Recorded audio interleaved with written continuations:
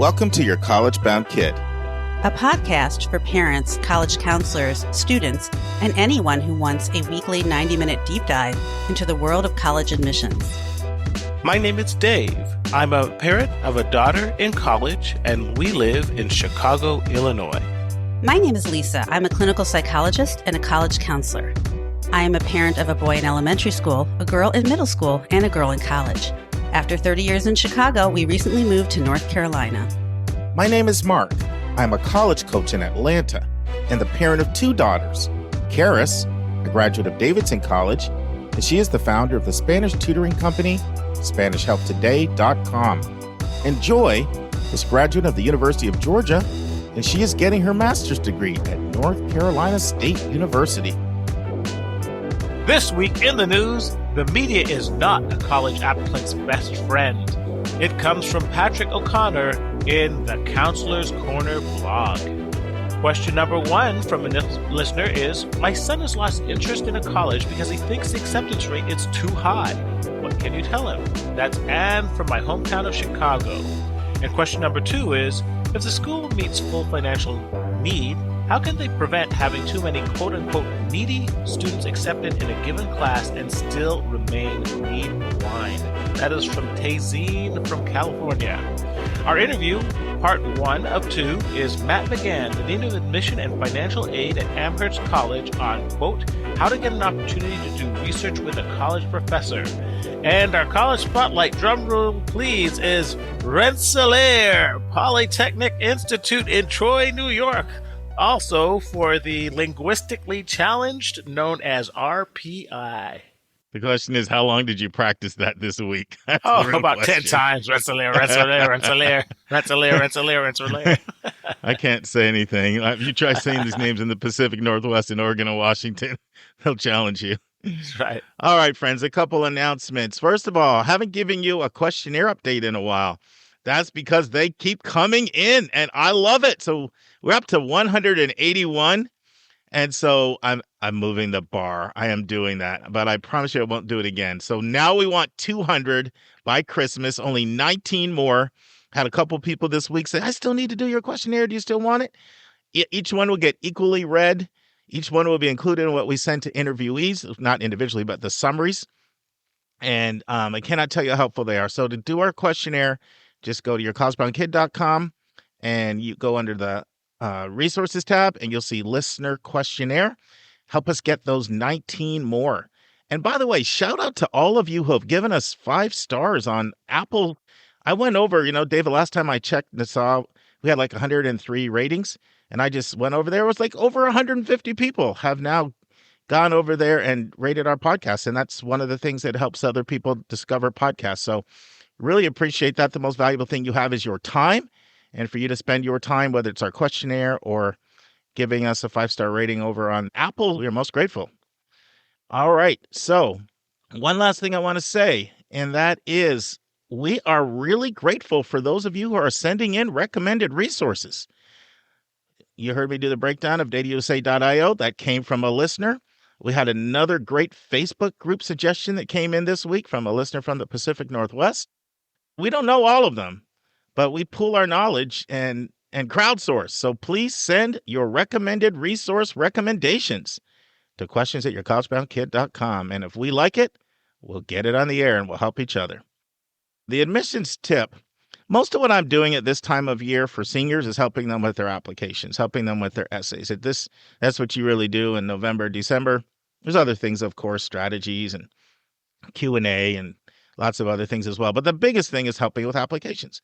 So one of the very common mistakes I'm observing that more than half of students do is they have this big introduction and this big summary for really short questions. And admission officers don't want that. I think if there's one thing that would probably really surprise all of our listeners would be if you could sit in the room and see when a file is actually read, you'd be shocked at how quickly they read it. And so they're like, get to the meat. So this is an example. Let me give you an example. So let's say the question is, explain a time when you conquered one of your fears. And what did you learn? And 100 words, 150 words. And so the student starts out and says, Oh, I'm really happy to talk to you about one of the times when I conquered my fears. Well, you just wasted 15 words. I call it the big windup. And then you end by saying, I conquered one of my fears by, you've already talked about it in the body, the time when I didn't win when I ran for student council, but I ran anyway for student body president. And I really think that I'll be a good match for your school. And so you wasted another 25 words because I call it the sloppy summary, like the sloppy summary and the big windup. And the whole thing is what I call wasted real estate. You have 100 to 150 words, and you squandered about 35 to 40 of them with intro and a summary. Now, it's not students' fault. This is how you're trained to write in school. You're trained to have an introduction and trained to have a summary, and it feels a little awkward to just dive right in and end abruptly. But trust me, that's what they want. They're reading quickly. They don't need you to restate the question. They don't need you to summarize your answer. Dive right in and conclude. And that's what they want. And that also, by the way, frees up another 35 words for you to advance your argument. So that's the tip. It's like basketball. You got 5 seconds on the shot clock. You're at the 25-point line. You do not have time to do a crossover dribble. Either shoot or drive to the hoop. Yeah, you know what our listeners are thinking? You're the scrub that couldn't make the JV team. How dare you talk to me about basketball? You're disqualified from that entire topic. Well, I'm a great analyst. I'm with Chuck. Chuck and Shaq. We'll see if you're a great guesser today. Our admissions vernacular. The word is coupons. What are coupons? Coupons. Okay, well, I know they're not the coupons that you get from DoorDash, they're not the coupons that you have to clip out on the paper. Tell me what they are, not what they're not. All right. Well, I figure the coupons have to be some special giveaway that colleges give to early applicants. Say, put in your coupon code. Wrong. So coupons is just another, admissions. We have like 5 words for everything, right? So coupons is synonymous with scholarships or synonymous with tuition discounts. You remember before when we talked about Jeffrey Salingo's book, where he talked about buyers and sellers. So the buyers buy kids with coupons or scholarships. They incentivize students to come by offering them, another word is merit scholarship. It's another word synonymous with it. So that's what it is, a coupon. I got a $20,000 coupon to go to that school. So it's a term that you'll hear some admission officers used. It's not nowhere near used as much as like merit scholarships or even tuition discounts. But if you hear the word coupon, now you know what it is. All right. Are you a coupon clipper? Okay, gotcha. And that leads to our big number, which is kind of a play off this. The big number is 89. 89% of students do not pay sticker price. Do not pay sticker price. 89%. So there's a clear lesson there.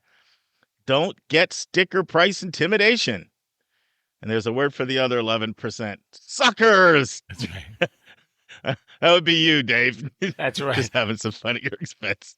We did not clip those coupons, man. I looked for them, but they weren't in the daily supplement. Well, the reality is there's a group of schools that do not give coupons. They're called the sellers in Salingo's language. And if you want to go there, if you don't qualify for need-based aid, then you're going to pay whatever the sticker price is. But there you go. Coupons, 89% not paying sticker price. So don't get sticker intimidation.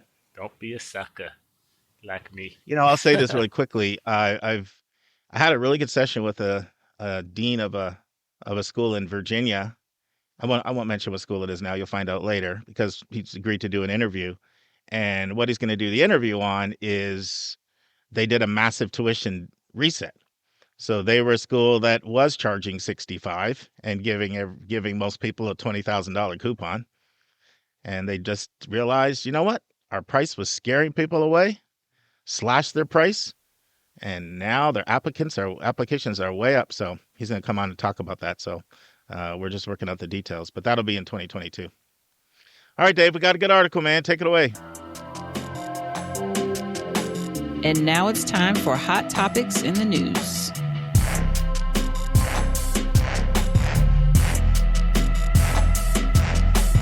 It's short but sweet.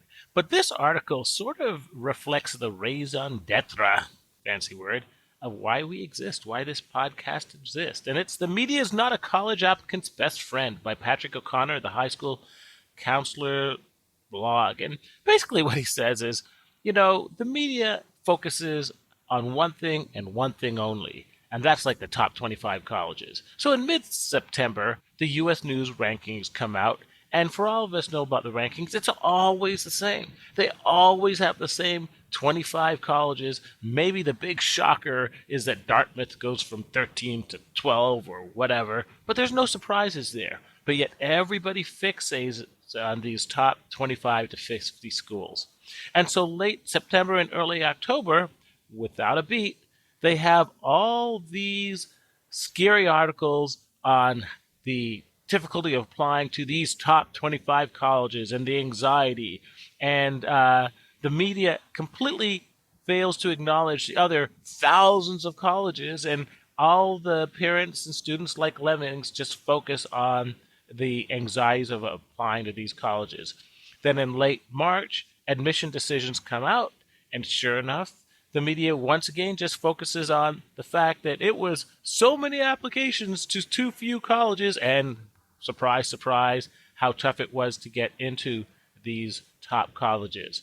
And what's wrong with this picture? Not only is it a necessary focus on just a select sliver of colleges, not only does it cause unnecessary panic about the students and parents involved, but it displays a total ignorance of not just the other 2,000 to 3,000 schools in the process, but in the process itself. And that he specifically points out that, the college process may seem intimidating and scary in September, but with appropriate preparation and counseling, it's totally doable and can be panic-inducing if done appropriately. So I'm going to stop here, Mark. I know this is short and sweet, but where do you want to apply this this nugget of wisdom from this article? Great job, Dave. Counselor's Corner is a pretty cool blog. Patrick O'Connor writes some good things. I think it's the first time we've picked him up and done one of his articles. What I wanted to say is, when you read the articles in the newspaper, what goes on behind the scenes? And what goes on behind the scenes is there's conversations, within the news outlet. What do we need to write about to get a response? There's a reason why the term clickbait is made its way, into our parlance, and it's part of our vocabulary now, because it's true, it's reality. And the truth of the matter is that colleges know that if they ran an article on a school I'm really excited about, we're doing a spotlight on next week, App State, it's not going to get the same response as if they go with one of the designer names. And so what that does is that governs the coverage. And so I'm going to try one of my illustrations because I don't have Anika here to veto me, so I have free reign. I can do my corny illustrations on Dave. He's got a lower bar on the veto meter. That's right. So let's say you're an owner of 3 different franchises. You're an owner of a McDonald's, you're an owner of a Burger King, you're an owner of a Wendy's. And you've done some research, and it turns out that if you put billboards up throughout the city for McDonald's and Burger King, they're 10 times more likely to get people to look at them than if you put up the Wendy's billboard. So what do? You're a businessman. You plaster Burger King and McDonald's billboards all over the city. So people driving around, that's what they see. That's all they see. So they think, if I need a burger, I have 2 options. But what they may not realize is that Wendy's might be more satisfying to your palate. Wendy's might be a more satisfying experience. But you don't even get to know about Wendy's, let alone experience Wendy's, because Wendy's doesn't get a billboard. And that's what ends up happening with the media frenzy. So, they don't write about it, so you don't know about it, and you don't know about it, so you don't think about it, and so you don't think about it and know about it, and then you think, how could it be any good? And the article talks about the deleterious impact it has. In fact, it talks about how the media double dips. What do I mean by double dip? Well, they're trying to generate clickbait, So they come out with one story saying applications are way up at the big 25. It's always one of these 25, 30 schools, right? Applications are way up. And then they think they're slick. A few weeks or a few months later, they run another article, all-time low in acceptance rate. Now think about it. Applications are up, acceptance rates are down. They go hand in hand, but they try to get 2 double clicks out of you. So there's all this frenzy, and then it talks about the fallout from this frenzy. And a couple of things it mentions in the fallout from the frenzy, and I relate to the first one very, very strongly. It says, the counselor who's put a lot of time into building a list basically can see their work go down like a deck of cards, because the student can say, I've never heard of that school, or the parent can say, I haven't heard of that school, or if it was any good, I would have heard about it more, or how come it's not ranked such and such when I look up in this ranking? And so it tends to discredit it in the mind of the parent and the student. And this happens all the time when I work with students and work with families, where, especially if it's a school that's not a brand name. And then the other thing it talks about, and this is even more important than me not having a chance to have the schools that I recommend for a student get taken seriously. It says, this is a line from the article, it upends the self-esteem of more than one student. So then the student takes a hit. So everybody pays a price by the media frenzy. But what makes it worse is that people don't even know that they're getting bamboozled. Wasn't it the movie Malcolm X, Dave? You've been hoodwinked. You've been bamboozled. Oh, you saw a movie in the last 20 years. I Good did. for you. I'm flexing my muscles here, showing my knowledge off. Wow, that's impressive. I think I might have even seen it with you in Toronto, going to see Malcolm X, you and your brother Andrew and Michael, back in the day over Christmas break. So it took you to get me to one. Yeah, had to reach back 2 decades, but you got one. I think it was about 25 years. I think it was even more than 2 decades, but I got one. But yeah, you're hoodwinked. You're bamboozled because you don't even realize that you got played. Wendy's might be more of an enjoyable experience for you than Burger King or McDonald's. It may be more appealing to your palate. It may be the better eating and dining experience, but you don't even know it exists because nobody's talking about it. And then the article goes on to say, and I like that it used a real concrete example here. It says, why is nobody writing about Northern Michigan? Why is nobody writing about the fact that the whole application takes 25 minutes and that the admit rate is 2/3? Why does nobody write about that? Do you realize what articles like that could do to diminish the frenzy and the stress if you highlighted the strength of all of their programs? Now, we're trying to do our best with the college spotlights to do that.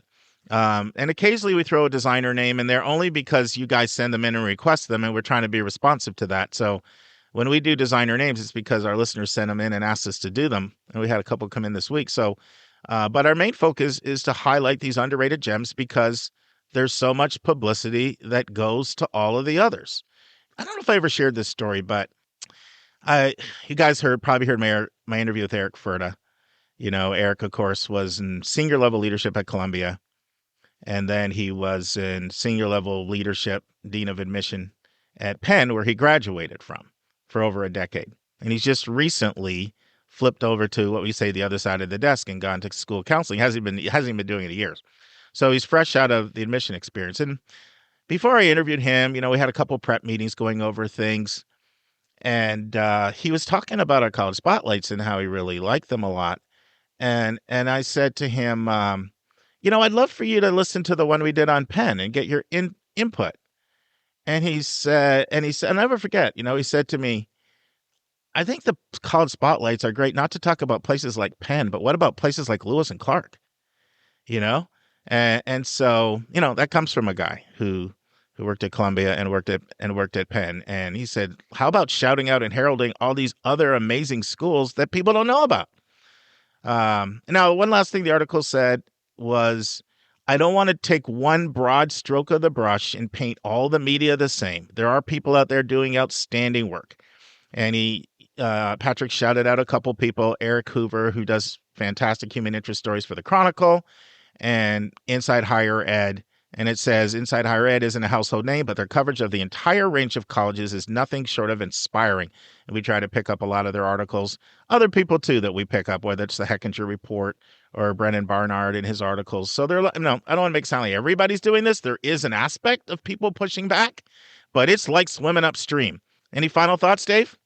Yeah, one more sports analogy. I think college is like Can it be a non-basketball one this time? Did you use up your basketball quota for the day? All right, we're going to long distance running. How about that? Okay, something else you're not good at.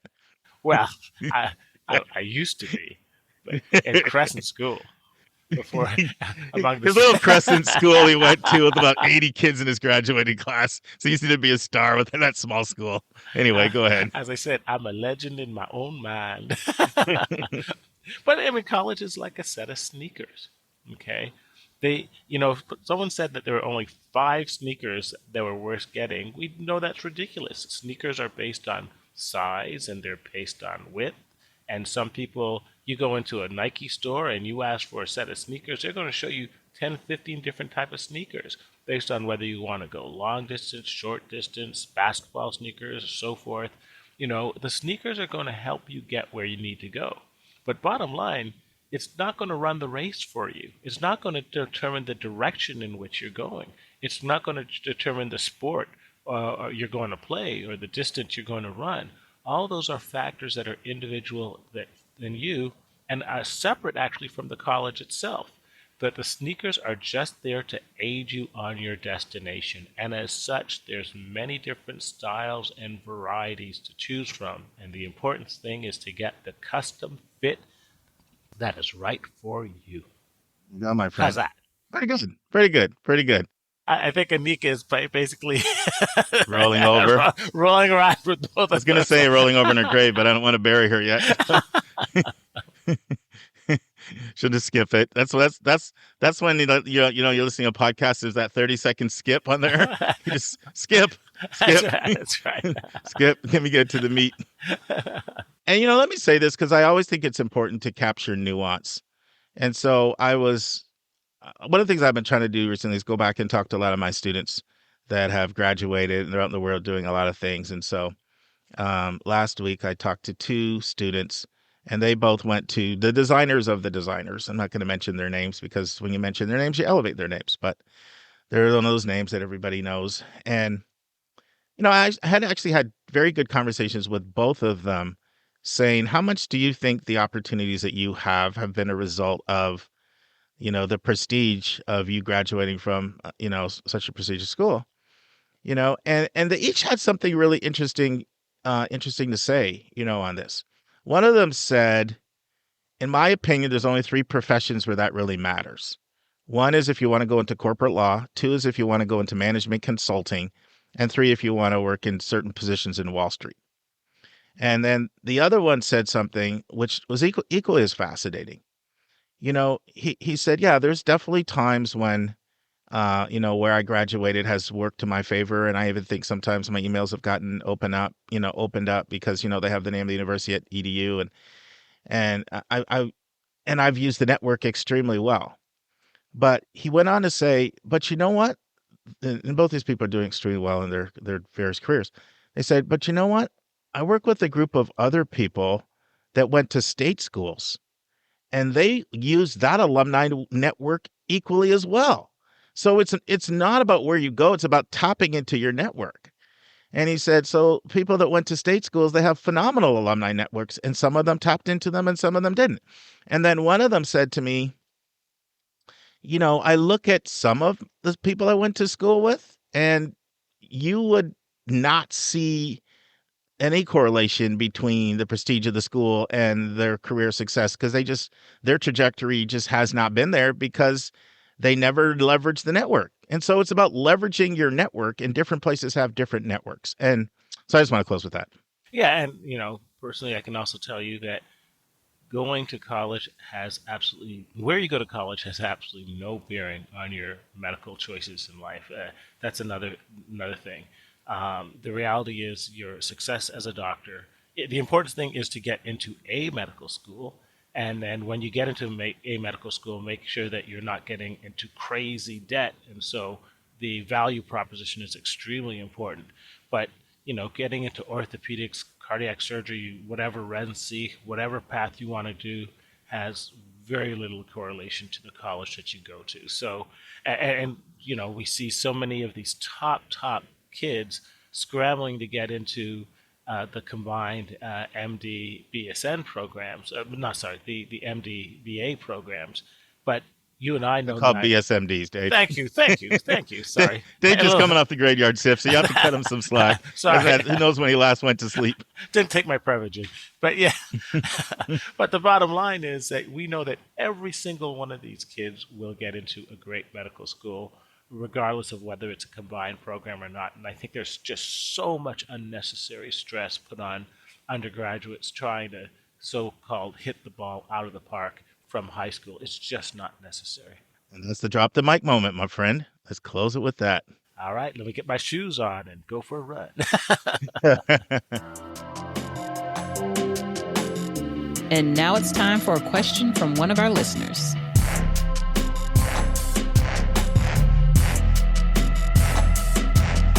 Lisa, no countdown today. We're just going to dive right in. We got 2 questions, and then we'll get to our spotlight. Take it away. All right, here's question number 1. It's from Anne from Chicago. And Anne writes, my son has lost interest in a college because he thinks the acceptance rate is too high. What can you tell him? Great question. And I have a feeling that a lot of people relate to this. I know you and I know that we have encountered this before when we've done joint counseling together. And we've seen how high acceptance rates can really turn off a student from a school. And so the first thing that I do want to say is I do believe that selectivity matters. I do believe that. I think that I think our listeners have heard me say this before, that you're literally in class 15 hours out of a 168-hour week. So there's a tremendous amount of peer interaction. That's especially if we're talking about a student in a residential context living in dorms. Mm-hmm. And so who you're around matters. Like, what do they model? And hopefully selectivity also means that there's selectivity from a character standpoint as opposed to just having to take anybody to pay bills. And so who you're around from a character standpoint, obviously that's of concern to most parents. And then from academically and career-wise, do they challenge you and do they inspire you? So, do they bring out the best in you? That tends to happen if you're around people at sort of at your level or slightly above. And, another reason why it matters is people want it. So this, Lisa, because, you've read hundreds of our questionnaires that have come in from people, or at least around 100. Mm-hmm. And one question that we ask on a questionnaire is, do you want most of the students who are around you to be at your level, above your level, or below your level? And 95% of people say either at or above. Yeah, I don't think I've ever seen one that said below your level. It's really rare. I get probably 2 a year that say below. Mm-hmm. And sometimes actually there's some strategy behind it. Sometimes it's a family that says, we want a lot of merit money, and we know that getting a lot of merit money, we want to position our child so he's one of the top 10% to get really large aid awards. So sometimes, and sometimes people say things like, I'm really stressed out in high school and blah, blah, blah, blah, blah, and I just don't want to go. So anyway, sometimes there's reasons, but it's rare. You know how rare it is. You see how many you've seen. So with that alone, it does indicate that students want to be around people that are at least at their level. So that's the first thing I want to say. However, the problem is when you think you can look at an acceptance rate and automatically deduce from that what the selectivity of the institution is. Now, listen, is there a correlation? Yes. If you see one school and it has an 80% acceptance rate, another school has 18%, chances are that the one with the 18 is more selective than the 80. So I don't want to make it sound like there's no, truth at all in the data. But here's where some of the problems come in when it comes to assuming that the percentage of students that are admitted is gospel and you can take it to the bank and you can count on it. One of the problems is that there's no common definition of an application. Mm-hmm. And this is a big problem in the admission industry. So literally, schools can take those VIP apps, those SNAP apps, those priority apps that they mail out that literally have everything all pre-filled out for you, and pretty much say you want to sign your name and waive the app fee and throw you in a $20,000 merit scholarship, and you can say, yeah, I'm in, and they can count that as an app. Or other schools have like a part 1 to their app and a part 2. And some people count the part, if you just do the part 1, which in some cases is very nominal, they count that as an application. So there's no common definition. So that throws the data off right there. So they're not dealing with common benchmarks. So that's a problem. Another problem is how schools use wait lists. So some schools go, if they want a kid and they need a spot, then they just go to, they go to their wait list and they say, everybody pretty much asks you if you want to be on the wait list. So it's already somewhat vetted. You got to go online and say you want to be on it. But that's that level of vetting. Some schools go to the person they want the most and ask them. And if that person says no, then some schools, count that, or they don't count that as another in their admission numbers. And some schools basically only take people that they know are coming. So people can game the numbers on the back end and on the front end with how they count apps and with how they manage wait lists and whether they count that in their numbers. So that's another reason why it's inaccurate. Now, I happen to know a little bit more details about this particular question. So I'm going to be a little more transparent here. So this particular question had to do with James Madison University in Harrisonburg, Virginia. Okay. And it was a school that the student, when he saw the acceptance rate, which don't quote me on, but I want to say it was about 82, lost all interest. So here's some other factors that need to be weighed in. One, does the school have an honors college? Right. Which they do. I know. I've got students working on the honors college app for that school right now. Well, by November 1st, we did. It's done now. But so that can change everything because the data is the overall data. It's not the honors college data. And then the last point is, and this applies to James Madison as well, are you applying to a program that the school is really well known for? Mm-hmm. And so James Madison is very well known for their business program, as they are for political science and a few other things. So the selectivity within that bucket is very different than the population at large. And so you can't just look at overall acceptance rates and tell by that either, because if you're applying into a very strong program, and there's so many examples you can use. Places like Indiana, that has a high acceptance rate. But you and I know, Lisa, they've got some really strong programs. Mm-hmm. Absolutely. And then the last point I want to make, and I want to see what's percolating in that brilliant mind of yours over there. Oh yeah, so much. And so some programs actually, their acceptance rate, it's not commensurate with how selective they are as an institution, because they get such a reputation for their strong academics, and especially if it's a school that's more known regionally, that a certain caliber of applicant generally just knows not to apply. Right.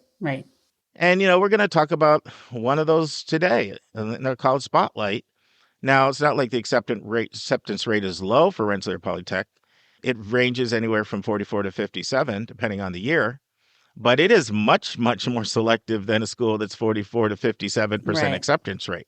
Right. But it's a specialized institution that attracts a pretty hardcore person, and that skews the acceptance rate. So I want to know if, of all the points I brought up, if there's any you want to comment on, or if there's something I didn't think of that you want to share. Well, I just wanted to talk a little bit about the research that Frank Bruni presents in his book, Where You Go Is Not Who You Be. And I think, for most students, he says that going to a school that is moderately selective is fine. If you're a very low income student, then you might benefit more from being at a very prestigious institution because it sort of helps you leapfrog some social barriers. But most of it, he says, as long as, you're a good student and they have like good resources and, the students are, reasonably competent, like it kind of doesn't matter where you go. So in that sense, it's more about, I think, fit for that particular kid's interests and where they want to be, city, country, all that sort of thing, rather than just looking at a selectivity rate. Now, I understand this happens with teenagers all the time. My daughter came home one day and, this is early in her senior year of college. And she started talking about, oh, well, we call school X a dumb kid's school. And, I was just like, that is not a dumb kid's school, and then I showed her, look, they have a really great program in this and that. She's like, oh, I guess you're right. And, one of the schools that she was really interested in is the University of Missouri because she was interested in journalism and communications. And they that's are a great like, example. They have a top 10, they're arguably in the conversation for one of the top journalism programs in the country. And their acceptance rate is, I think, 75, 80%. But then there's all these steps. Like then that might be your general acceptance rate. But then if you want to get admitted to the School of Journalism directly, then you have to have a different kind of set of criteria, and that selectivity rate is smaller. If you want to get into the honors college, it's quite rigorous. So, when she told a friend of hers that she was applying, the friend made it like, oh, I would never go there. It's a dumb kid school. And, then Lily kind of sat her down and schooled her a little bit about, how that was not the right thing to say. She had a mom with knowledge. Yeah. She's like, no, you don't understand. You haven't researched this school. You're making these snap judgments. The kids do that all the time. Frankly, grown-ups do that all the time, And the other thing I think is like you can't guarantee. I mean, obviously, selective, well-funded schools are probably going to, they're going to provide a great education. But I probably, this might sound bad of me, but I probably would not pay $80,000 a year to send my kid to Harvard after I learned that they have many of the undergraduate classes with undergraduate research assistants teaching other undergraduates. I think for $80,000, I want like the top guy in there teaching my kid, not some guy who took the class last year and did well in it, because that person doesn't have expertise in teaching. They haven't done all the research. They don't have a depth of knowledge. They couldn't possibly, they haven't had time. So, I mean, it's not just to say that like everything's perfect at a very selective, highly funded institution. So those are some of my thoughts. No, those are great points. And Missouri was a fantastic example. And when you said Missouri, it reminded me of a spotlight. Well, the last one I did, which was Iowa. Mm-hmm. Iowa's got an 83% acceptance rate, but arguably in the conversation for the top creative writing program and just like Missouri, right? Another example of a school of high acceptance rate with exceptional program. Now, what I find is when students ask this, or parents when they ask it, they're asking something a little different because when you quoted Bruni, and Bruni actually is quoting some major studies there, not that he did, but some major academic studies that showed that for under-resourced students of color, going to a real brand name school can help because it puts you into a certain network. But if that's not the case, it's not as much of a factor. And that's related, by the way, to salaries for grads, is that conversation. But what I find is this. A lot of times this is a status question. This is not a question about quality. Now, sometimes people take acceptance rates as a proxy for quality. Yes. So it's hard to but you have to suss out, are they asking about status? In other words, they want to feel part of an exclusive club. Or is it that they think it can't be any good? And because it can be either one.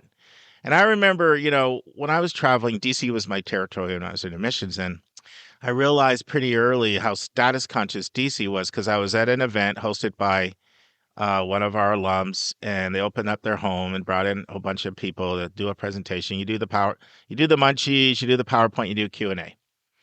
And 3 times I got asked in that evening, now not always in front of the group, a lot of times it was like in that little munchie interaction one-on-one scene, what's your acceptance rate? And I knew exactly, because it was some of the kind of the highfalutin DC crowd at the event.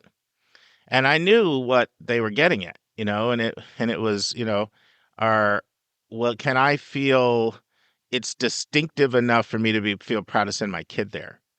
And I get this with kids because a lot of times kids will say to me, I don't want to go to such and such school because they accept too many people from my school, which is probably another way of saying what Lily said about the dumb kid school was just more crass or more direct, right? But it was probably the same thing. Mm-hmm. And so that's when, as a counselor, when I get this question, that's what I want to know. I want to know, is it about you wanting to be an exclusive club and a certain amount of prestige is conferred on you because you're one of the few that got in? That's just a different I'm going to meet you where you're at. If that's how you're thinking, that's fine. But it just helps me to know that's how you think versus if you think it can't be any good. Right. That's a little tip for counselors. But I think we've talked about this enough.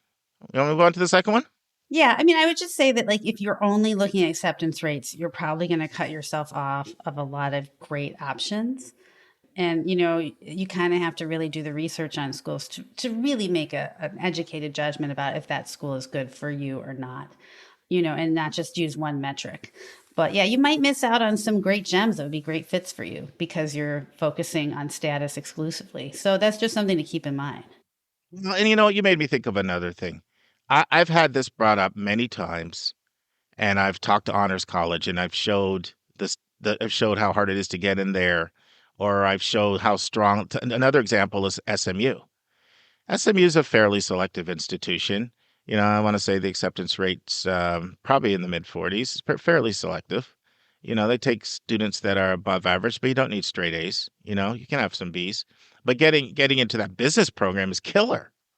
It's direct admit, and it's a whole completely different program. Same for some of their fine arts programs, like dance and music. And so I've had times when I do share that information, and it is a complete game changer. And that's an indication to me that someone's using acceptance rate as a proxy for quality. And I can understand that because, so our regular listeners know Joy started out at Valdosta State. She didn't start out at the University of Georgia. She was supposed to play basketball. A lot of things didn't work, broke her leg, blah, blah, blah. I won't get into all of that. And she transferred. And when she transferred, one of the biggest reasons she transferred was the caliber of the students. And when she went to the University of Georgia, she noticed it immediately. And she would say things to me like I was at this event and this guy asked this. That would not happen at the previous school. So I don't want to make it sound like it's not a valid question. Right. Like whether you're going to be around kids that inspire you, challenge you, motivate you, have intellectual conversations, that is very, very valid. And I saw it with my own daughter. She switched from one school to another. So I don't want to just completely diminish the point. But I think you need to look behind the hood and see, is there any there? Right. All right. Agreed. We beat that one up. Let's go to the second one. All right. Question number 2. If a school meets full financial need, how can they prevent having too many needy students accepted in a given class and still remain need blind?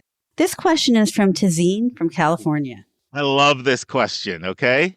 Because this is someone that's kind of the wheels are turning in their mind and they're figuring a few things out. Now, we have all kinds of listeners. We have some that this is their first episode. We have some that they found us 6 months ago, and since then they don't miss. And then we have some that find us and they go all the way back. And we have some that have been with us from the start. You have to have been with us for probably about 2 years now or gone back. But I interviewed Peter Van Buskirk, who used to be the VP of Enrollment at Franklin and Marshall University. And he's been in the business for about 45 years. And this is, how we all have pet peeves. This is his pet peeve. Mm-hmm. Do not say that you meet full demonstrated need and you're need blind, okay? Because you're not. And, when I first started talking with Peter, I was of the belief that, because there's about 30 schools in the country that claim to meet full demonstrated need and be need blind. It's not a short list already. And I was of the belief, and this is a common belief you'll find a lot of educators, a lot of people in admission when we talk amongst ourselves. We kind of say, come on, who's kidding who? There may be like 5 schools that really can do that. And it's basically the schools that were the highest on the endowment per student list that I read out the last week when we did the top 10, right? It's that group. It's Pomona, Williams, Amherst, and then, Harvard, Princeton, Yale, Stanford, those kinds of schools. And that's kind of it. And that was sort of my belief. Well, Peter actually convinced me that there's no schools. Like this is a ruse. And I'll tell you why. He has several valid points.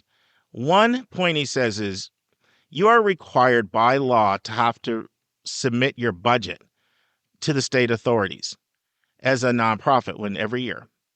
And a huge line in there is your financial aid budget. He's like, what organization can afford to just ignore its big line and just put no controls in there? So I thought that was a pretty good point. But he had some other points to me that were almost more compelling, although that was pretty compelling. Oh, you know what? Before we go any further, do you think we should define this? I realize not everybody might be understanding this.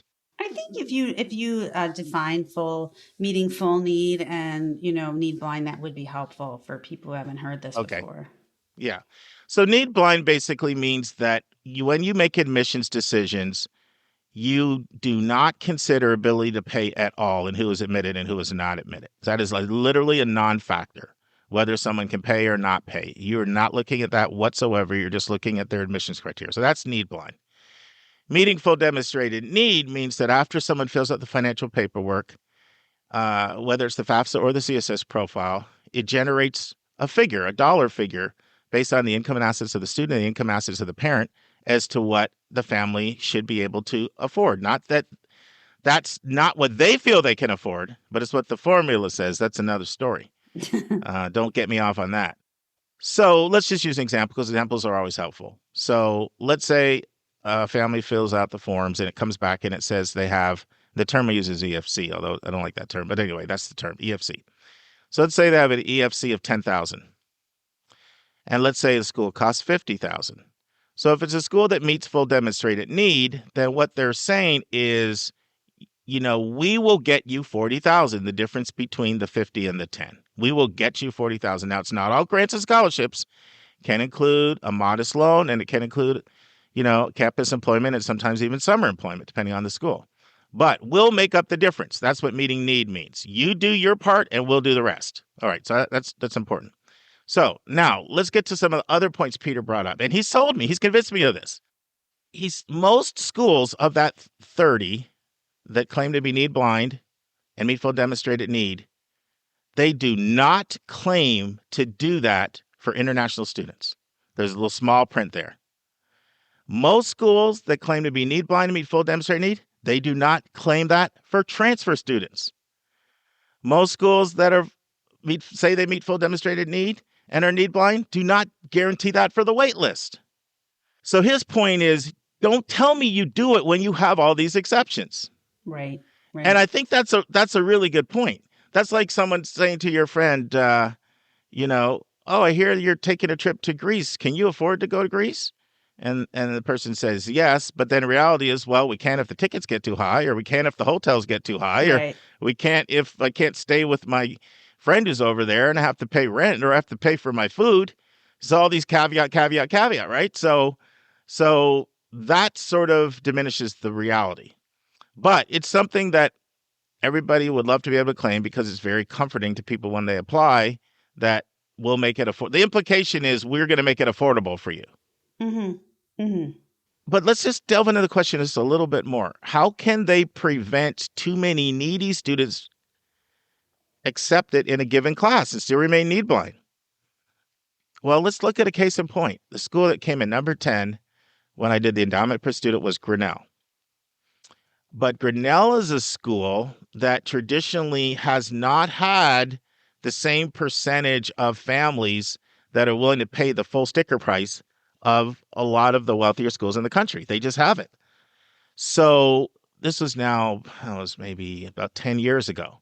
They made an announcement that we can no longer say that we are need blind because we just can't. Like, we're looking at our numbers, and the alumni almost burned the whole thing down. So they actually retracted it and they raised some more money, but they weren't getting enough people paying tuition to make that claim, even that they're one of the wealthiest schools in the country.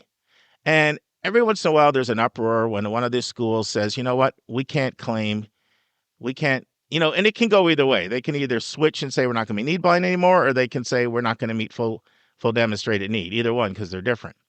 But I remember when Wesleyan made the announcement that we're not going to claim to be need blind anymore. Most of the time, they like to hold on to meeting full demonstrated need, and I agree with that. I'd rather you meet full need and not be need blind than the other way around. And I came from a school that we met full need, but we weren't need blind.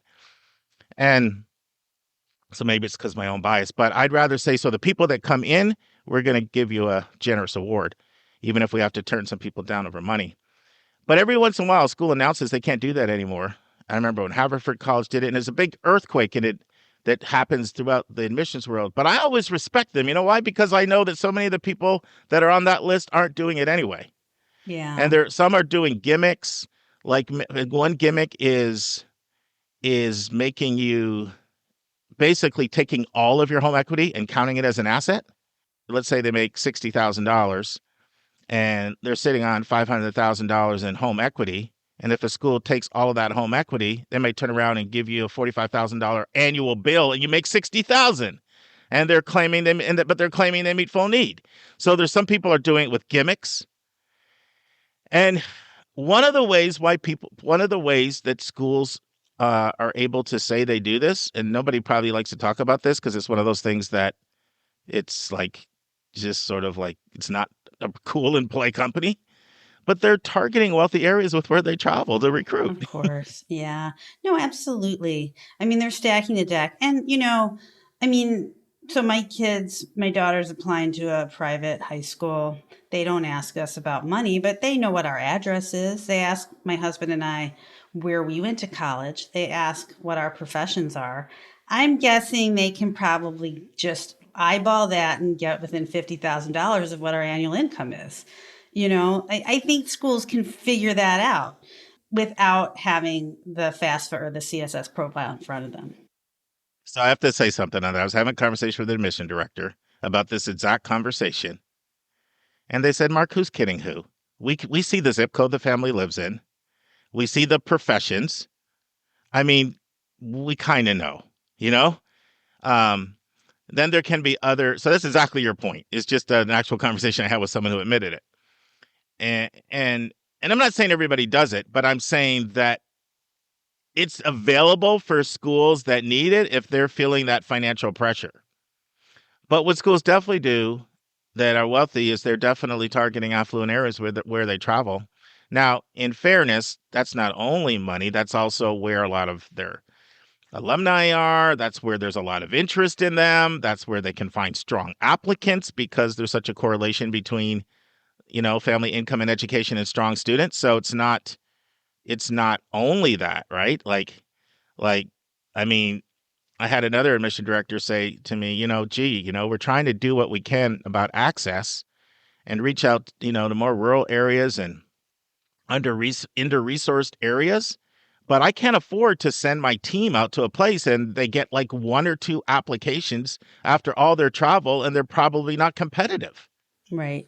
So we have to go where we know we're going to get applications and where they've been proven to be competitive. So I don't want to, I want to paint an accurate picture and not just be too critical. Yeah. But the answer to the question really from Tazin is that nobody really can completely, even Princeton, with all of their money. Okay. Yeah, sure. Their operating budget over 40% of it is paid by their endowment, but that still means almost 60% has to come in from, either using their facilities and things like that over the summer and some of these ancillary programs. But those things usually only bring in 10% max. And so it's tuition still. Yeah. Any other thoughts on this one, Lisa? Well, it is marketing, right? Need blind is ultimately, meeting demonstrated need. They're nice concepts, but they're ultimately marketing, I guess, and it's buyer beware a little bit. Well, I want to say something because I said all this and now I want to act like, because I think it's always so important that we capture the nuance. So while it's true that these are terms that are somewhat fungible and somewhat manipulated, if I'm working with an under-resourced kid and they have almost no money and they want to go to and they want to go to college and they don't want to be in crazy debt by having to either do private loans, parent plus loans, things like that, which I'm not going to support anyway. One of the first things I look at is who meets full demonstrated need. Right. No, that's true. And I do the same thing with my kids that I volunteer with. I have one student from a rural state, not very much money. She's going to ED at a, liberal arts college that meets full demonstrated need. And I just and it's on the East Coast, I think they're going to do right by her. I truly do. I think they are very interested in her. They know what it's going to take to get her to come, and they're going to do that. Yeah, and I've seen this play out for, 22 years. So I don't mean to imply that it means nothing. If a school says they meet full demonstrated need and if they, and they need blind, because it actually can mean a lot, especially for a family that has a low EFC. But people just need to know that there's certain things that are done, like even programs like this, right? So schools can afford to take a certain number of kids like that. And they know they can't afford to have that be 50% of their population. Right. But they want to have some socioeconomic diversity, some geodiversity, maybe some racial ethnic diversity. And so if your kid or my kid is strong enough to get one of those spots, then they'll get it. So I don't want to make it sound like it's not significant, because it's actually very significant for a really under-resourced family that a school meets full demonstrated need, even that can mean different things for different schools. But the question really focused at how can a school do it if they let me read it exactly. If it said, if the school meets full financial need, how can they prevent having too many needy students to do it? That doesn't mean that some of the needy students may not get a good award. Mm-hmm. It's how can they prevent it? And one of the ways that you prevent it is by making sure that most of your recruitment is in areas where, people are flush with cash. Well, at least, upper middle class. Mm-hmm. Awesome. All right. Thanks, Lisa. My pleasure. And now this week's interview with a special guest.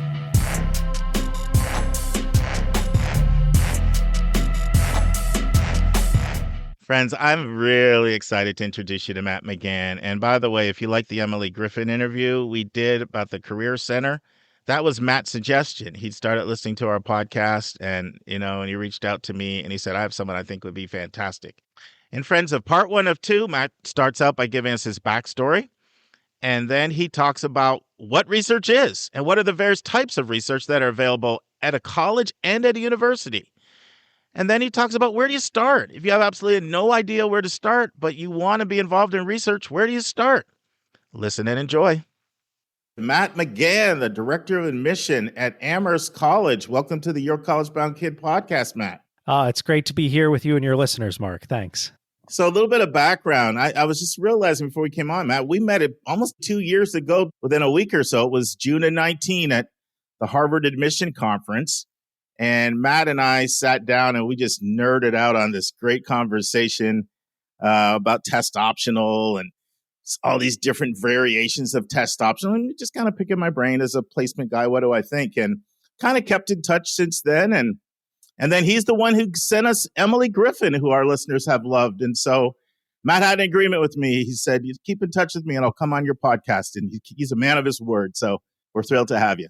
Yeah, 2 years later, I'm glad to be back with you. And wow, so much has happened in those 2 years. Yeah, for all of us, right? feels like 2 decades. Yeah, we always like to get a little bit of background, Matt. So why don't you tell us a little bit of, about your background, your backstory, really kind of open-ended, but where you grew up, different admission roles you've had, and really anything kind of on your mind that you feel like sharing with us. Yeah, I grew up on the east end of Long Island, went to a small public high school.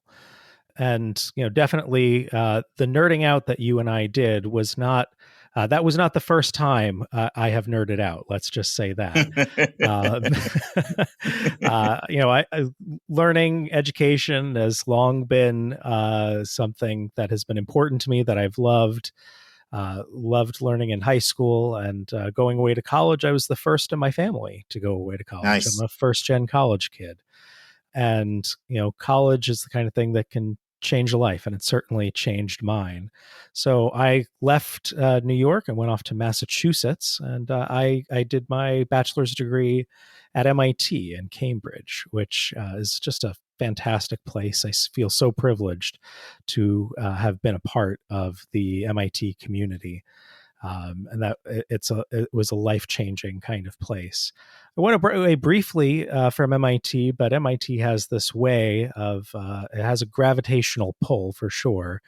And I came back as an assistant director of admission in my early 20s.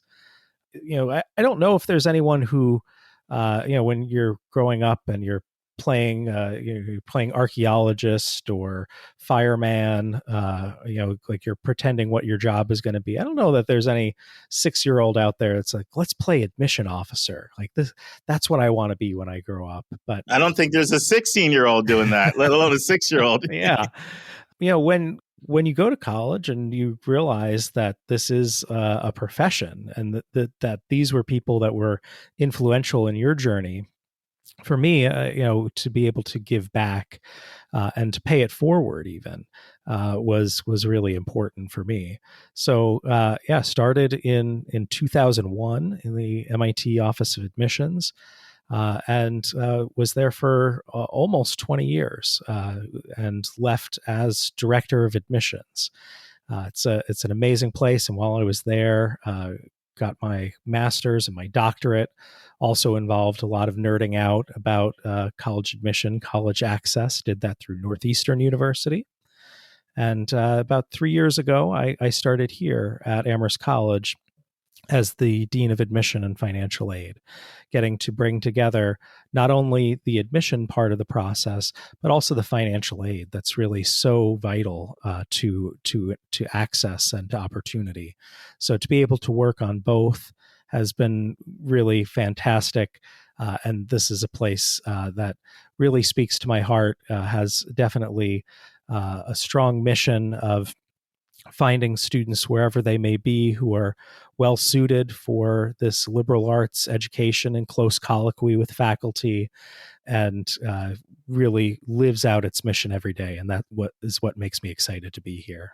Well, and I can understand why you'd be drawn to Amherst. I remember hearing Tony Marks speak probably, 15 years ago, Anthony Marks, and just about some of the commitments Amherst has made there. But Matt, I have to thank you again, because we're going to have a couple MIT admission officers on later in the year. And that's, once again, thanks to Matt. He reached out to a couple of his friends at MIT and said, you know what, I've got a couple of people I think you might be interested in hearing from. So once again, and I have to thank you, Matt. We've had a few people over the years that when we've set up interviews with them, they've just kind of had a servant attitude. They've said, look, I'm here to serve you guys.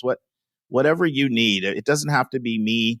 I don't know if you want to have another white guy on. I can get anybody you want on our staff, not even in admissions, whatever I can do to serve the podcast. And Matt even mentions he occasionally listens to us too. So thank you for that support there as well. But you listeners know that I always talk to our guests, our thought leaders ahead of time. And I say, what do you want to talk about? What's a passion you have? And it was hard with Matt because he's done this research on first-gen students. And I'm putting this out here right now, Matt. Don't be surprised if 2 or 3 years from now I have you come back and share that research you did on your doctorate on first-gen students, because it was a tough decision between that topic and what we've decided to go with today, which is how do you get a research opportunity with a professor in your area of interest? And that's what we want to talk about today. So Matt, why don't you kick off our conversation just by talking about what research is? Because I think that in of itself is confusing to people. There's various types of research out there. Yeah, absolutely. When I was in high school, I remember thinking a research paper meant you go to the library and you write some stuff down from different books. And when people talked about research when I got to college, I wasn't quite clear on what this meant. And really, when you boil down research, what we're talking about is creating new knowledge. It's not about answering questions that have already been answered, but taking big or little questions and trying to further what is known about a topic. And that might be in science or math. It might be in engineering. It could be in business, in the arts, in the humanities. There's a lot of things that we're still trying to understand as a society. So to do research really means to find out something new, to create new knowledge. And that, I think, is a really exciting kind of thing that you can do when you go to college. Let's take a break to learn about Mark's recommended resource for the week.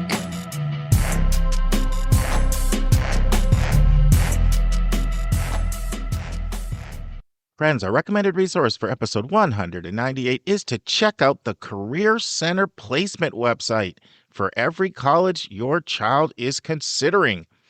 Now, RPI has a great Career Center and professional development website, so I'm going to use their website as an example of some of the kinds of information that you can extract from a really good college's career website. Their website is called ccpd.rpi.edu, and I encourage you to check it out. Now, CCPD just stands for the Center for Careers and Professional Development. Now, RPI organizes their website into 5 sections that are all under the career planning rubric. And so under the career planning, students can see the job search and internships category where they can search for all jobs and internships. There's the application materials, diversity resources, upcoming events, and schedule an appointment with a staff member. They also have another section called engagement opportunities. This is a section targeted to companies who want to recruit RPI students. So there's very specific information about things like job fairs on campus with all the details and links so employers can sign up. There's info on how to sign up for a co-op or an internship to employ RPI students. It also shows employers how they can set up information sessions or interviews with RPI students. There's also an alumni section that shows you the services CPD offers to RPI alumni. And one of the features they offer for younger alumni is full-blown placement if you're looking at switching careers or if you haven't landed something yet, even that you graduated. And there's other resources as well. There's also a parent section that covers things like skill building workshops that focus on topics like resume building, job search strategies, networking, and applying to grad school, how students work with their career centers, and tools to use to identify and explore career interests. There's a diversity section that looks at resources for Black, Indigenous, and people of color, BIPOC, LGBTQ students, students with disabilities, undocumented students, and veterans. They also have a staff listing with everyone's name, email, and area of expertise. And one of my favorite sections that you're going to want to look at for every college of interest is their hiring statistics. So they should produce an annual report, and they should share the report. And you can go on the RPI's website and read annual reports from 2020 back. Here they include the top employers broken down by whether they're hiring for full-time jobs or co-ops. And they have the all-important salary information for graduates. They have it for all 5 of their schools, both average salaries and median salaries. And I know you're curious what jobs pay the most. Well, tease, you're going to have to come back next week and listen to my section with Lisa, because I will reveal that information then. We will now return to my interview with Matt McGann, the Dean of Admissions at Amherst College. I'm going to put you on the spot. Why don't you talk about your own research? I mean, you've done some research yourself, right? You've been on first-gen students. And what was that process like for you? Yeah. Research to try to answer a question, it starts really with coming up with a good question. That's really the beginning of research, is what is something that's important to know and something that you as the researcher can make some progress on. So for me, with my research on admission and access for first-gen college students, I was really interested in better understanding how admission offices consider first-generation college students in a holistic admission process. Is that something that is considered? Is it held against a student? Or is it part of the contextual story that a student brings to the process? In my research, actually, I was able to get a big old quantitative data set with more than 100,000 records of students from different colleges and universities, with a lot of information about the students and about their outcomes. And, using various econometric and mathematical techniques, I was able to show that, many admission officers do think about first-generation college students as something that can really add to the community. And in some ways, it is a benefit. So that was my work, kind of in the field of the economics of education, I would say it would be adjacent to social science research. But that's just one of many kinds of examples of the work that you can do as a researcher. I heard you mention mathematical in there. You had to show your MIT bona fides there, getting some math in there. Oh, my first love is math, always. So I'll always show the love to math. What'd you major in? I got my degree in what MIT called management science. And I came in, knowing that my first love was math and thinking maybe I'll be a math major because this is something that I've loved all along. And as I came to learn about the work that mathematicians do, not just people like taking a math class, but mathematicians, really, when you think about the research that mathematicians do, that's what the real math is about proving things in mathematics that have never been proved before. And that can be in the space of math called theoretical math, or the space of math called applied math. But I found for me, even applied math was way too theoretical. As much as I loved the analytical aspects of math, for me, I needed something that was a little bit more related to people and to issues that matter. So MIT certainly has a lot of majors that could be considered a form of applied math, or applying math to real world problems, whether that's in city planning or in economics or in political science or architecture, and certainly in science and engineering. But for me, I found the faculty that inspired me in management science, which is kind of like a mathy, businessy, decision-making kind of major, and that served me well in this role in admission and financial aid.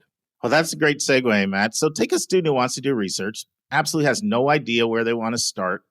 Can you share the steps they should take from maybe having an idea of what their interests are, but having no idea how to get an opportunity, land an opportunity with their professor? What should they do? Walk us through what that looks like. Yeah, I think having the seed, the kernel of an idea of something you might generally be interested in, that's enough. I don't think that as an undergraduate, you, especially just beginning research, that you need to know exactly what you want to research. I think just kind of getting a flavor of how research works in a related area is going to be the important way to start. So you might know that you're interested in medicine and biology, and that could be a start. Or you might know that you're interested in political science, and that might be a start. I think one of the great things about undergraduate research is that, generally speaking, it is mentored research.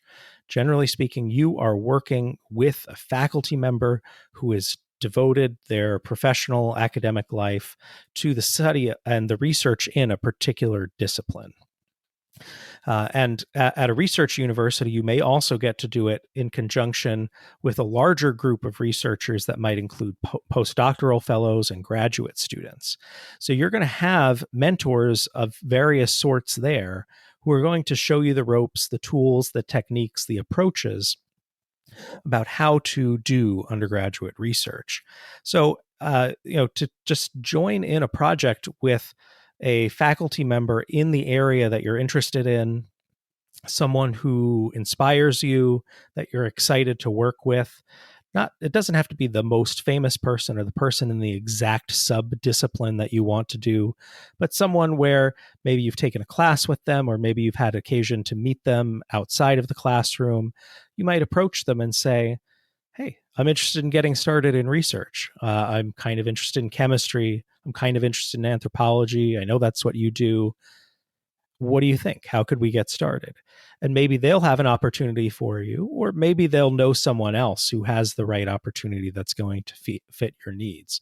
So this mentorship relationship is one of the most important parts of undergraduate research, is finding those people who will help you along. You'll have time when you get to graduate school, and a PhD, a research doctorate. That's really when you start to have your own subspecialties. And that you'll start really thinking about, not even before you might think about it before you apply to graduate school, but really you'll probably start to specialize once you're in graduate school. So for now, just getting your feet wet, just starting out, I think that's going to be really what you want to start with, is just kind of diving in and trying something new that's kind of related to the stuff that you like. So what I'm hearing is some sense of understanding of areas of interest, maybe some connection to a professor, maybe someone you've had a class with, or maybe even you can look up faculty bios on a website and find someone who's got an area where they've done some work or teach some courses or something in areas that you have some interest in, and just reaching out, being proactive and reaching out. And what would you recommend? Seeing if you could schedule some office time with them, or in this Zoom world we're in, maybe a Zoom call or a phone call, or I mean, help me with the mechanics of that, because I get that they need to reach out. I get that it needs to be in their area of interest, but I could see someone saying, I'm still not sure sort of how I get from point A to point B with this thing. Yeah, and one place to start is that many schools will have kind of centralized listings of faculty that are actively at that moment seeking out research assistants, people to work on their research with them. And that's going to be a great place just to kind of take a look. And also many colleges will have websites that list their standardized undergraduate research programs, many of which might happen over the summer or during an interterm, a J term, but certainly during the term, the academic term is a very popular time as well. So there are going to be listings that are out there, but a lot of the work that happens actually doesn't come from the listings. While the listings are a good place to start, starting with finding a faculty member whose work interests you. And what I might do is, you could go to the school where you are. You can go on the website and say, type in biology, type in anthropology, and see what comes up. On the resumes of the faculty, which are typically called CVs, you can see the kind of work that they do, the kind of research that they've done. And you can read a little bit more about it. This often will be published in research journals or in academic books. So I would recommend doing a little bit of reading of the work that the faculty member that you want to work with has done. So if you want to learn a little bit about this biology work of this particular professor works with Drosophila, fruit flies. That's how they do their genetics research. Read their papers. See a little bit of what they have figured out already through their research. A little bit about the methods that they use, about the language that they use. And then when you go ahead and reach out to a faculty member by email or whatever other method, you can say, hey, I've read your papers. I'm really excited about the work that you've done. This one particular paper I thought was cool because of XYZ reasons. Would you have some time to get together and talk? And, often, at colleges and universities, the faculty, they're there because they like working with students and they like their area of research. And to have more people that want to do their kind of research, flattery can go a long way. So, I think butter them up and say, like, hey, your research is the best. This is the coolest thing. Like, who wouldn't want to research, 12th century French castle moats? I don't know. And, they'll be like, yes, I completely agree. How come none of these other students want to research 12th century French castle moats with me? Yeah, come on in. Let's talk about it. So doing a little bit of research beforehand, I think, is key. And, being kind and polite and not too presumptuous, recognizing that faculty are some of the very busiest people on campus. But yeah, I reaching out and being thoughtful along the way. I think that's how I would get started. All right. So you don't say, so do I start tomorrow or the day after, right? You don't use that approach. And now it's time for our college spotlight of the week.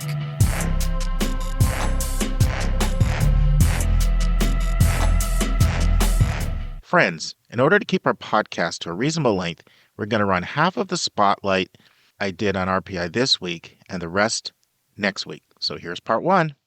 Okay, Lisa, I am very excited to talk today about RPI, which was what I'll refer to most of the time, Rensselaer Polytechnic University. We've had multiple requests for this school for a spotlight. It's a school I frequently recommend to students.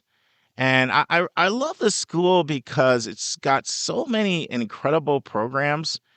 And while it is hard to get into, it's not almost impossible to get into.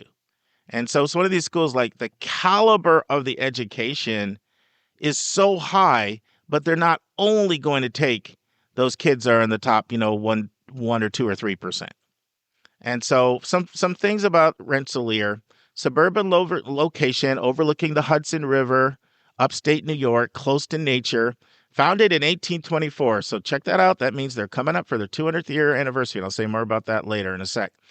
But it is the oldest technological university in the English-speaking world. I'll say that again. It is the oldest technological university in the English-speaking world and the Western Hemisphere. Wow. So Troy is 2.5 hours from New York City. It's like 2 hours from the Green Mountain Range of Vermont, 3 hours from Montreal. It's a town of 50,000 people, and it's close to Albany, which is about double that, around 100,000. Now, Albany does have an international airport. But it's cool because there's a free shuttle that can take the students right into Troy, and you're close to the Amtrak train that can get you around. And it was founded by Stephen Bond Rensselaer. He's actually the co-founder, but I think he had more weight than the other person because he got his name on the school. True that. Yeah. And it was founded with the belief that math and science needs to be applied to the common purposes of life. So he started out really as a place to teach farmers civil engineering. And it was the first program of its kind that offered civil engineering. And the focus and the motto is, why not change the world, which I think is so cool. Why not change the world? I love that motto. And so they have quite a few firsts. Obviously, I mentioned they're the first to grant civil engineering degree, and that's not just for an institute, that's in the entire United States. They did that in 1835. More recently, they're the first school to offer an environmental engineering degree in the U.S. That was in 1961. And the first to ever offer a video game design, which is a lot more recent, 2007. Now, if you're superstitious, RPI may not be for you. Unfortunately. Is it haunted? It's not haunted. What school did you talk about that was haunted, Lisa? You had a haunted school. The College of Charleston. There are a lot true. of haunted schools, actually. I mean, probably all of them are haunted. In some way. In some way. Well, this one's haunted in a bad way. The city of Troy is burned, had 4 massive fires. Oh, you know there's got to be ghosts there, Mark. Are you into ghosts? Well, we'll talk about that later. Not really, no. I know you just had Halloween. No. I kind of reached out to Lisa. She's like, I'm trick-or-treating.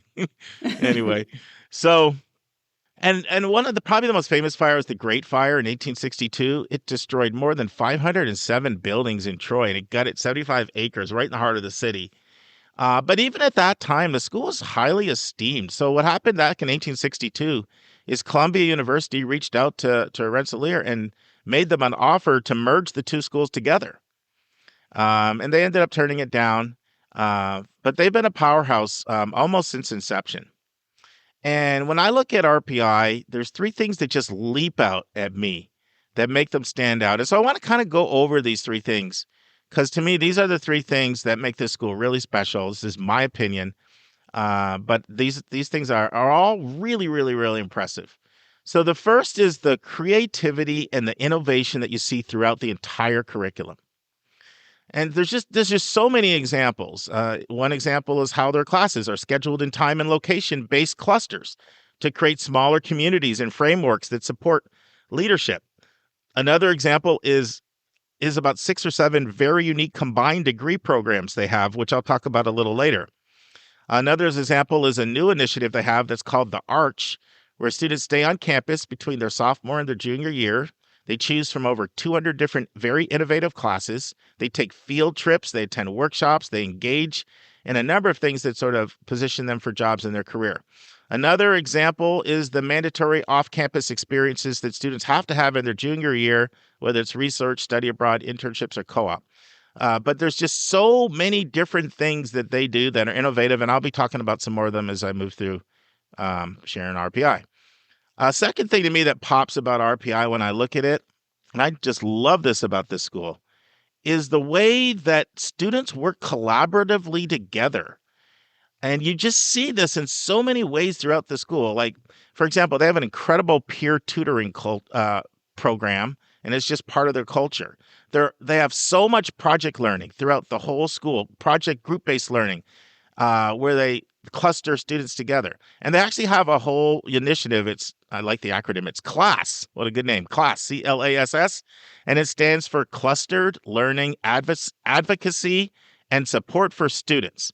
And it's a comprehensive approach to the student experience. So it involves guidance, co-curriculars, and basically it connects the faculty, staff, and students together in this whole supportive network and to create this strong community of learners. And it's just the culture of the school. Like, Lisa, a lot of times we talk with people and they want to go to a place that's more cooperative, that's not like cutthroat. Right. This place is that way. Yeah. Like students are helping each other, supporting each other, and they built it into their curriculum and their whole philosophy. It's just at their core. And recently, because they've got their 200-year anniversary coming up, they've gone through a whole self-examination and evaluated, like, who do we want to be? What do we want to emphasize even more for the next 100 years? And they've come back with this project-based learning. They're putting a huge focus on project-based learning, even more than they did before. And then the third thing to me that I just think is phenomenal is learning is not in a vacuum here. Everything gets tested in the real world. So you'll see this with their robust internship program, with their co-op offerings, with their 30 research centers. They have over 700 labs, studios, and technological spaces. They've got an incredible career center.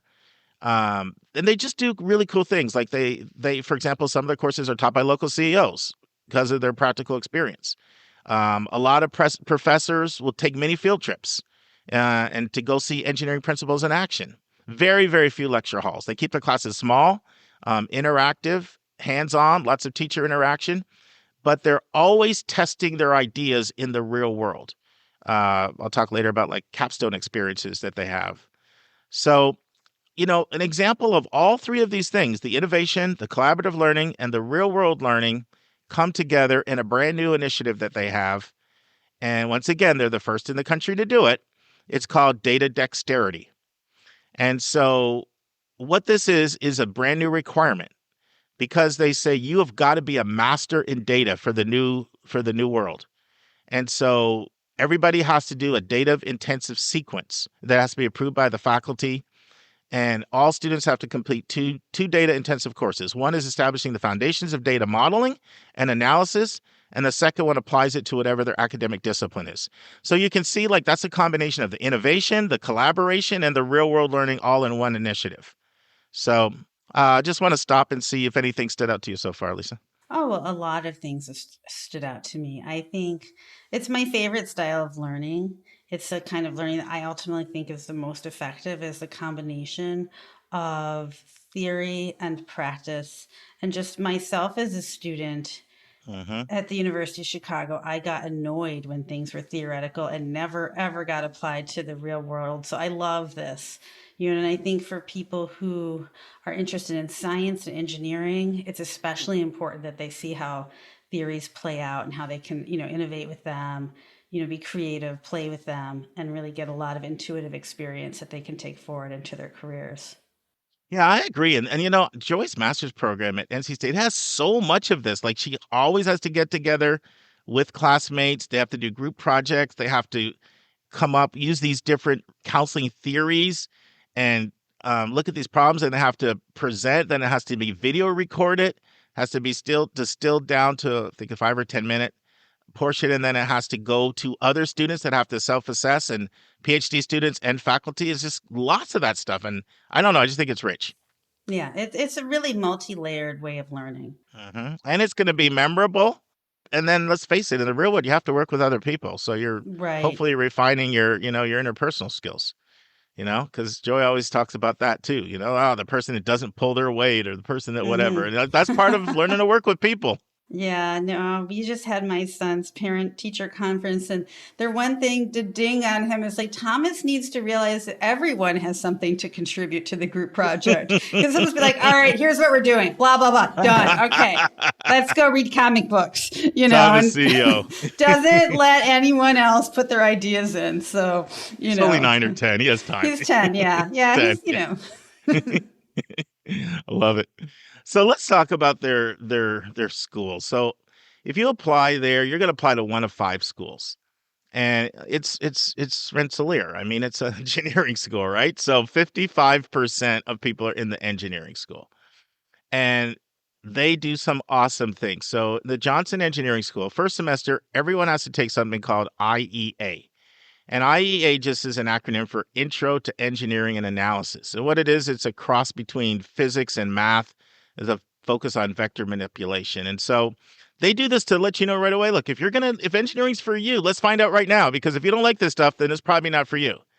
But they also do it to just solidify your foundation, because if you're not, solid in the physics and the math, then you're going to struggle. So they have IEA. Then they have IED, which is Intro to Engineering Design. So here you pair up with other engineers. So they might have an aeronautical engineer and a chemical engineer and a mechanical engineer all design a robot together in the first semester, and then the first part of the first semester. And then the second part, you have to work on a solution to a real problem. So you see the interaction with real life, you see the collaboration. And so lots of group work. And so that's the kind of thing they do.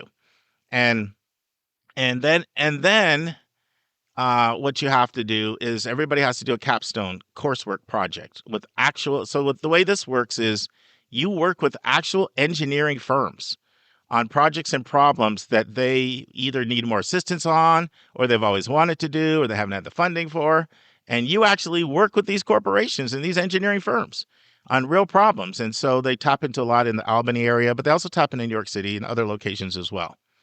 And so an example is, this is a real example of a biomedical engineering student who worked with the local surgeon on knee implants. And so that's what you do as your capstone. So once again, real world, love it. And one thing I love is their Center for Career and Professional Development Center. They do two huge fairs in the fall, two huge fairs, one in the fall, one in the spring. And alums come back and they create, this just creates opportunities for students to get full-time jobs, internships, and co-ops. Mm-hmm. So when it comes to engineering, they have 11 major forms. They have aeronautical, biomedical, chemical, civil, computer and systems, electrical, environmental, industrial and management, materials, mechanical, and nuclear. And for every one of their schools, they have what they call immersives. And once again, these immersives are these opportunities to apply like real world your skills in the real world. And they have some of them are on campus and some of them are spread throughout all over. Like they've got a lot of them in New York City. So the next school is the School of Science, and that's a big school as well. So 55% of the School of Engineering, 30% are in the School of Science. And so what's in the School of Science? Well, for one, everybody, this is true for all schools, everybody has their own advisor that's an expert in that particular school. So School of Science is things like applied physics, biochem, biophysics, biological neuroscience, biology, chemistry, computational biology, computer science, which is really big at RPI. That's a really big one. Environmental science, geology, hydrology, infotechnology and web science, math, and physics. So that's all there. The third school is the School of Architecture. And 5% of students are in the School of Architecture. And so this school has two different degrees. It has a Bachelor's of Architecture, which is a heavy on the design side. So this prepares you to get your architecture licensure. And this one actually requires a portfolio when you apply, because this is basically a design program. It's a 5-year program, and the faculty review your portfolio and give you a score that comes back to admissions. And then they have another architecture program that's a 4-year program that's more of it's a BS in building sciences. So it's more on building of physical plants, so less on the design side. Now, study abroad is incorporated into all their architecture programs. They have opportunities study away in New York, but then they have opportunities in Latin America, Italy, and China. And 75% of all architecture majors go abroad, which is really cool. That's amazing. Next week in the news, universities are shunning their responsibility to democracy. A very in-depth article by Ron Daniels of The Atlantic. Our questions from a listener is question 1, why does the Common App ask the occupation of the parents? And our question 2 is, I see a lot of colleges we are looking at talk about the QuestBridge college application. What is the QuestBridge college application? Our interview is the final part 2 of 2, with Matt McGann, the Dean of Admission and Financial Aid for Amherst College, on how to get an opportunity to do research with a college professor. All right. See you next week, my friend. Take care. My brother from another mother. And that's our show. A big thank you to you, our listeners, for tuning in this week.